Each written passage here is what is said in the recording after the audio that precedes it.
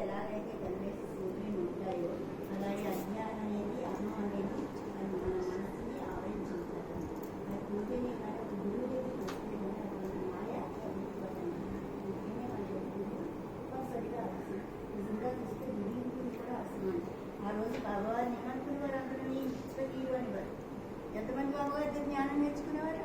ఈ రోజు బాబా సమాధి అయ్యాక ఇప్పుడు కంటే బాబా దగ్గరికి వెళ్ళి బాబా బాబా అనుకుంటున్నాం. మనం అది అవసరాల కోసం మాత్రమే వెళ్తాం. నిజంగా చూస్తే ఆయన దగ్గర జ్ఞానాన్ని నేర్చుకోవడానికి కోరిక తర్వాత కోరిక నెరవేరాలి. అది ఆ కోరిక తీరలేదనుకోండి కొద్దిగా దగ్గరికి వెళ్ళిపోతాం. ఇమీడియట్ గా వాడాలి. కాసేపు కూడా ఆలస్యం చేయం. శ్రద్ధ సబూరి ఏమీ లేవు మన దగ్గర.